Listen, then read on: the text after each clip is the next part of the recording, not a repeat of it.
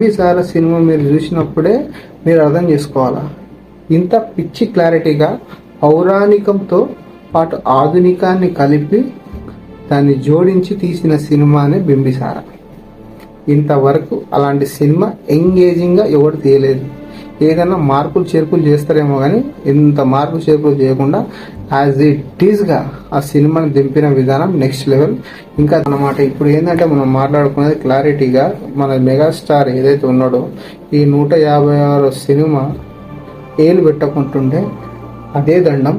ఆ సినిమా చిరంజీవి కెరియర్లో huge hit కావాలని కోరుకుందాం. 2025కి ఈ సినిమా రాబోతుంది.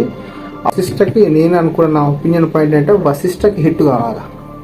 ఎందుకంటే అది ఒకవేళ హిట్ కాలేదంటే I did not effected in Visweswara అని మళ్ళీ చెప్పేసారు ఈ సినిమా వల్ల నాకు ఎటువంటి ఎఫెక్ట్ కాలేదు అని. సో అనమాట all the best UV creation నుంచి వస్తున్నాయి.